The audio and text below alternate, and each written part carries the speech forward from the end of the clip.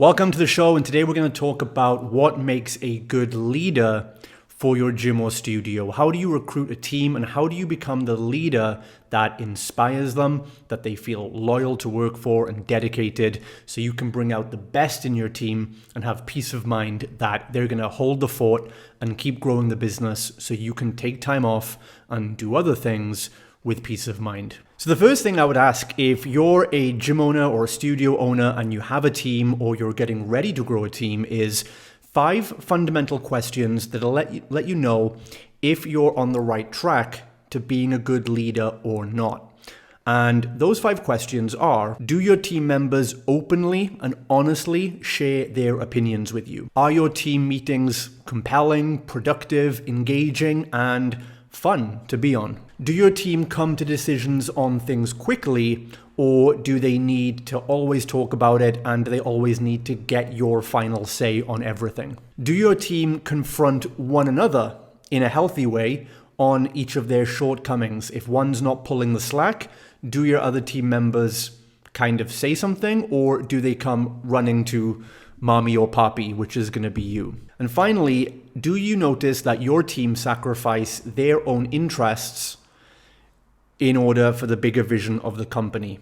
Now, that doesn't mean that they don't sacrifice their needs, but their interests, as in maybe one Friday evening, a coach was planning to go and have a night out drinking, but because there was a busy shift or you're intaking a lot of clients on Saturday morning, maybe they said, you know what, I'm not going to go out, I'll put that off because I want to be fresh and ready for the morning. That would be an example. We're not asking them to give up their lives, but do they sacrifice their interests for the sake of the gym? That's the 5 questions that I would probably start looking at to get an idea of the culture of your business and how your team members interact, because that will correlate directly to how effective of a leader you are. And that also gives us a bit of a framework on what to work on going forward. So the first thing you need to do to demonstrate as an effective leader is create an essence of trust in the company. You're basically creating the culture where a good culture means that your leadership lessons are being passed on, and the team members also start demonstrating those leadership qualities amongst each other, and it transmutes down to the client. So that's how you know you're being a good leader, because the culture you want to maintain, the qualities or the tenets of that culture, start being adopted by your staff, and the staff can then start doing it without you there. So the first one is creating that culture of trust. Is there trust in the business? So are your team members willing to share their opinions honestly with you? Are they okay to speak up? Do they feel comfortable sharing what's on their mind or what's going on or their ideas and thoughts with you? So this is important, because if they don't, then if they don't feel comfortable saying something because they think they'll be mocked or punished somehow for having an opinion that goes different to yours, then your team are never going to stand up and speak out their great ideas, which they do have, and they're just going to suppress them in order to not rock the boat. And when you have this means that you have a lack of healthy conflict in the business. Now, you need healthy conflict. That's where people can stand up and disagree with each other respectfully and in a productive way. And without that, you're going to have a load of yes people, yes men and yes women, and it might satisfy your ego in the short term, but long term, nothing gets done and your team are never going to step up or take initiative. And that means you're going to have to keep doing all the work over and over again. So the way you can start developing more trust in the business is simply to start going first. Start sharing about your own mistakes or mishaps first, and let them know that you value their opinion on things. Basically, you show your vulnerability. Now, showing your vulnerability doesn't mean you have to cry about your problems or tell them everything that you've ever done wrong in your life, nothing like that. Vulnerability means you're comfortable making mistakes, or you're comfortable in front of them not knowing the answer, even if you're just pretending. So, for example, before you come in and tell your team, here's what we're going to do on this project, ask their opinion. Say, hey guys, we're thinking of a new fitness challenge to launch, or a new offer to put out there, or I'm thinking of new ideas of things we can do for our members. What do you guys think we should do? What ideas do you guys have? I'd love to hear it. I'm not too sure, so I'd love to hear your opinion. Or don't be afraid to admit when you've made mistakes, or don't be afraid when if you turn up late one day, or, we all drop the ball on occasion. Being a leader doesn't mean you're perfect. It just means you're comfortable being imperfect and you're honest about it. If you come in 10 minutes late one day, then don't make excuses. Don't say it was the traffic. Just totally own up and say, hey guys, I'm here. I apologize for being late. I respect your time. Thank you so much for that. And of course, they're going to follow your example. They're going to follow your lead. They're going to try to not be late themselves. And if they do have a mishap, they'll feel comfortable communicating it in the same way you just did. But if you make mistakes and you make excuses for that, they're going to do that too. And there's always going to be that breakdown of trust. Now, another step of being a great leader is being very clear and specific in your overall vision for the company. Your job as the leader is to paint the picture of the vision of where the company is going and always remind and inspire the staff. You're driving the bus to the final destination, and you've got to keep basically selling your team members on wanting to stay on that bus. And the reason we do this is very simple, actually. In business, when you're working with team members and you want to retain as many team members as possible for as long as possible, so the way you retain team members long-term is by having a harmonic relationship. And what that means is a relationship in business, such as an employer-employee, is always going to last the longest when their personal vision and your company vision are in alignment. And what that means is your company vision, let's say, is to open 10 female-only weight loss studios. So you want team members who also have a long-term vision for themselves that complements that.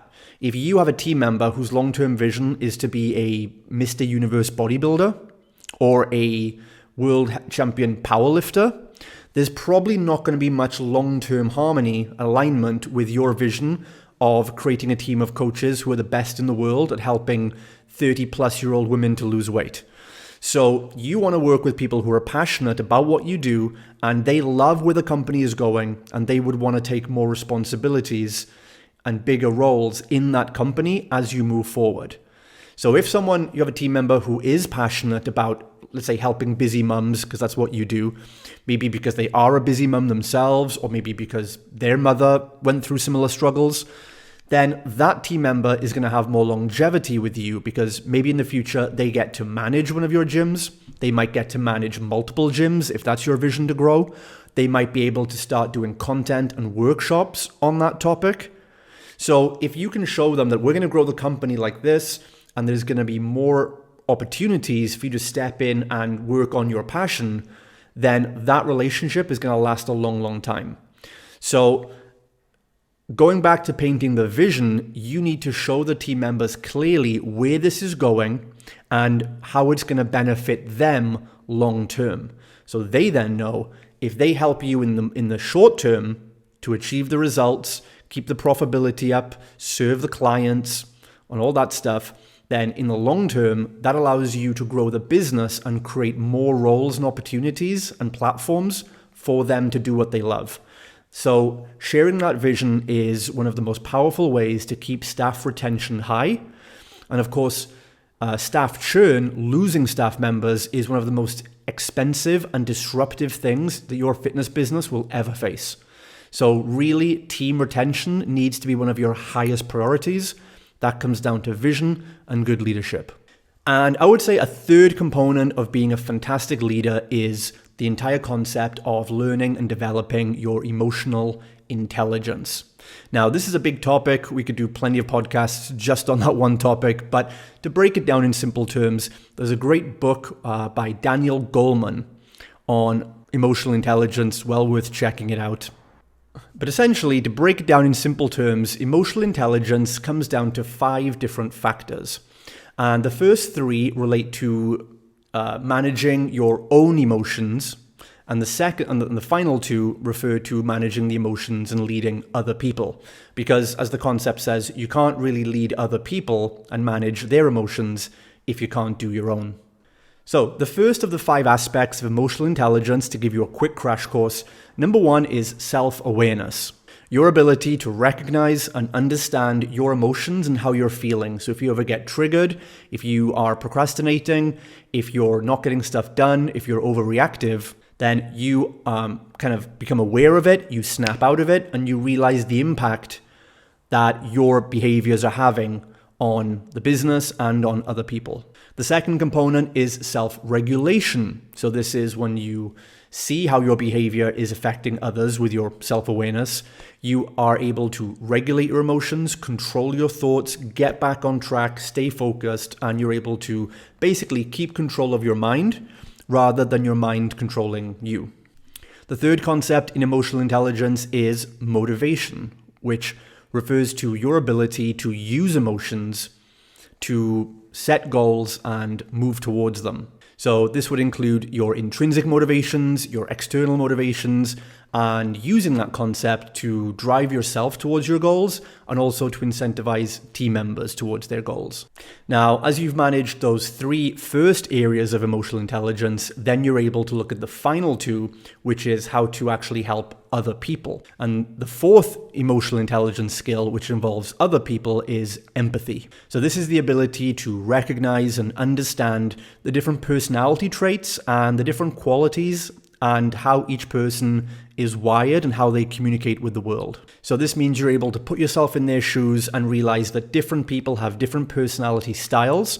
For example, if someone's more on the emotional side and you're more on a logical, analytical side, you might say something that you perceive as just honest feedback, but they might interpret it as being overly harsh, personal, or critical, even though you didn't mean it with any malice.